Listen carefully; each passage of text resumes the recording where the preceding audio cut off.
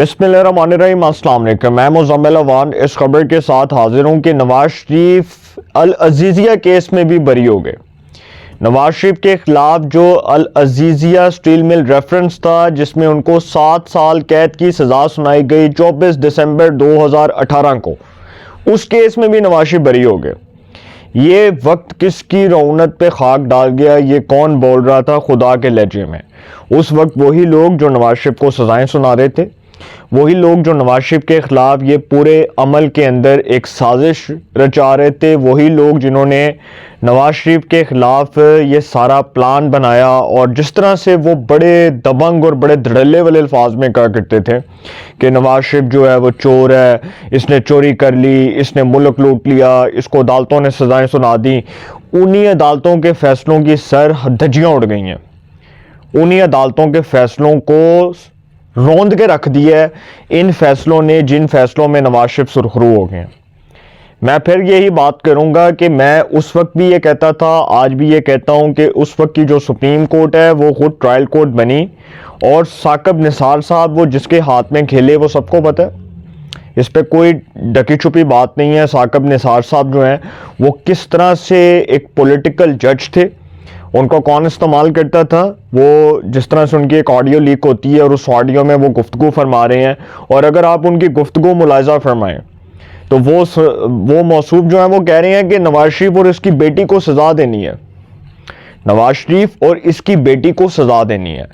तो सर वो जो केस था उस वक्त जो सुप्रीम कोर्ट की जानिब से, उस वक्त की जो अदालत थी उसकी जानिब से जो रेफरेंसेस दायर करने का फैसला किया गया और कहा गया कि जी रेफरेंसेस फाइल किए जाएं, तो मैं तो फिर यही बात करूंगा कि नैब ने तो अदालत में कह दिया कि जो रेफरेंसेस फाइल किए गए वो रेफरेंसेस जो हैं वो हकाइक पर मबनी नहीं थे, वो रेफरेंसेस जो है उसमें कोई हकीकत नहीं थी।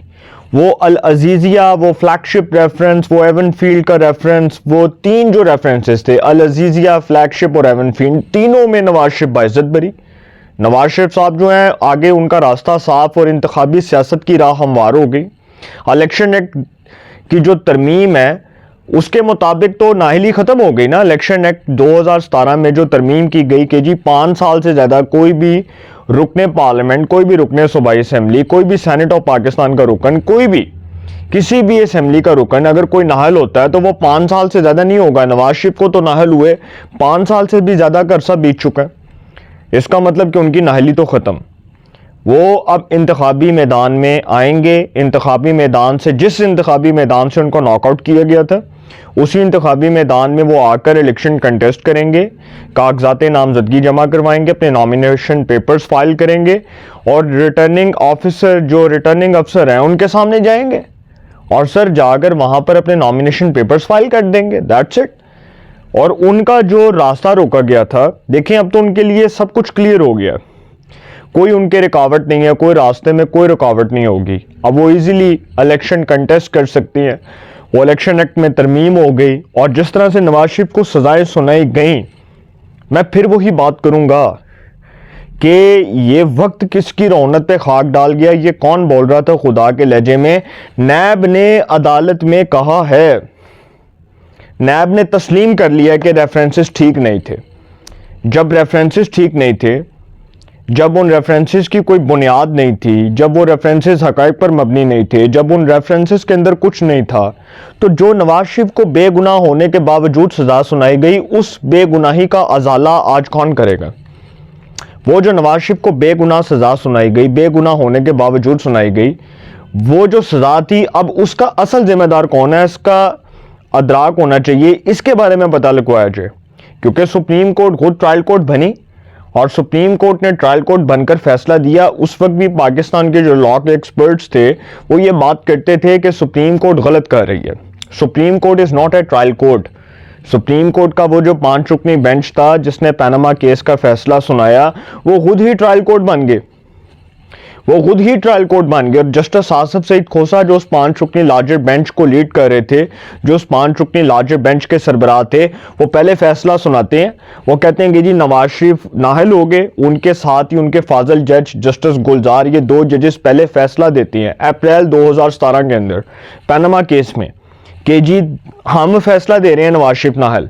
3 जज जस्टिस एजाजुल हसन, जस्टिस अजमत सईद शेख और जस्टिस एजाज अफजल, 3 जजेस का फैसला होता है कि जी इस पर मुश्तमिल एक GIT बनाई जाए, जॉइंट इन्वेस्टिगेशन टीम बनाई जाए, जो अपनी fact finding report supreme court of Pakistan में जमा करवाए कि उसने क्या कार्रवाई की, क्या प्रोसीड किया।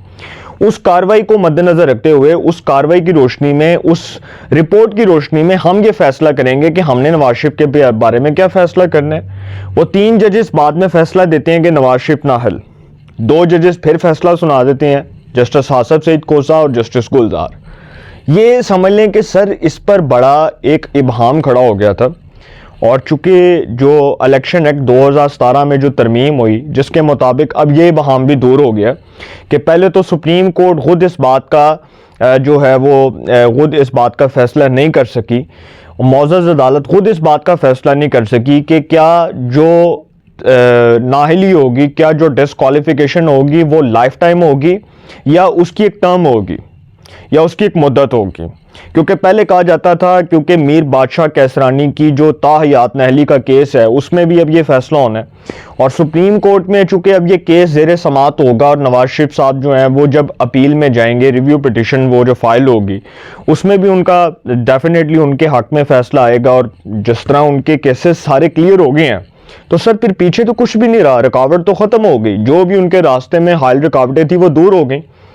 अब ये फैसला होना है, अब ये असल जो चीज़ है वो ये है कि जो लाइफ टाइम डिस्क्वालिफिकेशन, जो सुप्रीम कोर्ट खुद इस बात का पहले तो फैसला नहीं कर चुकी, अब ऑनरेबल कोर्ट के जो मौजूद चीफ जस्टिस हैं जस्टिस काजी फाइज ईसा, वो खुद इस केस को सुनेंगे और इस पर एक बड़ा तारीखी फैसला देंगे।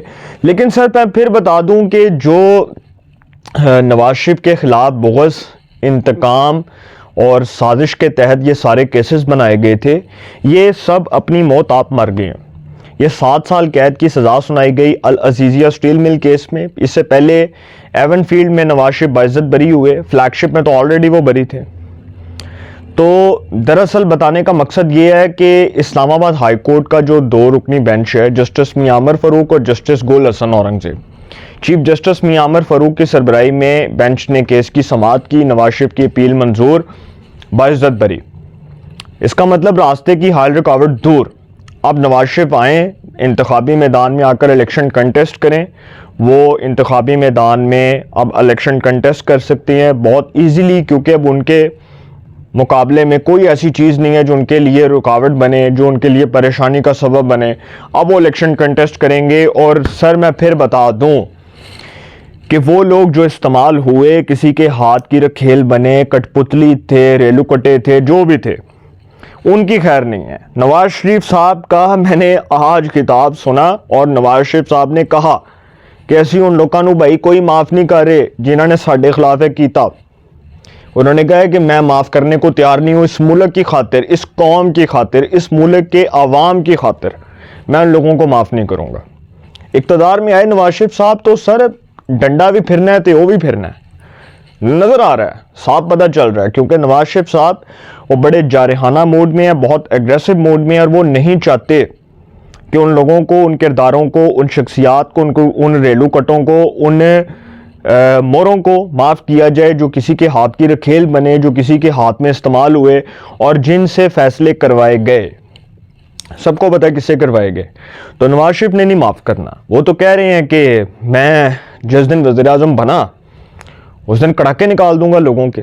और सर अब देखिएगा कि इस मुल्क में अब ये मिसाल कायम हो जाएगी कि कोई भी वज़ीर आज़म जिसको पहले अदालती फैसलों के ज़रिए निकाला गया, मार्शल लॉ के ज़रिए निकाला गया, जमहूरी हुकूमतों के तख्ते उल्टाए गए, ये सब कुछ खुलना है, ये तारीख खुलनी है। ये जो जुल्फ़िकार अली भुट्टो केस जो सुप्रीम कोर्ट में एक मिसाल कायम होने जा रही है, इसका बड़ा तारीखी फैसला आना है। ये जनवरी में जब इसकी समाअत होनी है, और पहली समाअत तो इसकी हुई ना, सुप्रीम कोर्ट में लाइव हियरिंग हुई और वो आपने देखा 9 रुकनी लार्जर बेंच उसने जिस तरह से समाअत की, सर मिसाल कायम होगी, एक जिंदा मिसाल बन जाएगी। ये अदालत, ये मौजूद अदालत के हर किसी को इंसाफ मिलेगा, फैसले आइन और कानून के मुताबिक होंगे। और जस्टिस काजी फाइज ईसा उस बात को मिसाल बनाने जा रहे हैं जिसमें कहा गया था, और कुरान पाक में भी इरशाद है, कुरान पाक जो हमारी किताब, आखिरी किताब है, उसमें इरशाद है कि तुमसे पहले कौमें इसलिए तबाह हुई कि वहाँ पर अमीर के लिए कोई और कानून था और गरीब के लिए कोई और कानून था। तो सर जब इक्वली लॉ को जब आप इक्वली देखेंगे, दो तराजुओं के अंदर आप कानून का जायज़ा लेंगे तो आपको पता चल जाएगा कि कानून जो है वो किस तरह से एक जिंदा मिसाल बनेगा इस मुल्क के लिए। इस मुल्क में ये नहीं हो सकता कि एक शख्स के लिए कोई और कानून है, एक लाडला है, उसको अदालत में बुलाकर कहा जा रहा है, आपको देखकर बड़ी खुशी हुई, गुड टू सी, और एक को कहा जा रहा है कि जी इन्हों फड़ो यार, इन्हों कह दो यार, इन्हों सजा सुना देती। ये नहीं हो सकता कि एक शख्स जिसको सादिक और अमीन करार दिया गया, जिसको सादिक और अमीन डिक्लेयर किया गया, और वो बाद में उन्हीं अदालतों से इश्तिहारी भी हो, उन्हीं अदालतों से उसको सज़ाएं भी हों, उन्हीं अदालतों से वो चोर साबित हो, उन्हीं अदालतों से ये साबित हो जाए कि वो तोशा खाना केस में चोर साबित हुआ है, और उससे पहले उसको सादिक और अमीन की हुब्बुल वतनी का सर्टिफिकेट हाथ में थमा दिया जाए। ये नहीं हो सकता, ये नहीं हो सकता। इसलिए नहीं हो सकता क्योंकि सर अदालतें मेरिट के ऊपर फैसला करेंगी, किसी की मर्जी और किसी की मंशा के मुताबिक नहीं होगा। फैसले होंगे आइन और कानून के मुताबिक, किसी की शख्सियत को, किसी की शक्ल को, किसी के किरदार को देखकर फैसला नहीं होगा, फैसला होगा आइन और कानून के मुताबिक। अपनी राय का कमेंट्स में ज़रूर इज़हार कीजिएगा। इंशाल्लाह एक नए सेगमेंट के साथ फिर मुलाकात होगी। अपना बहुत ख्याल रखिएगा। अल्लाह निगहबान।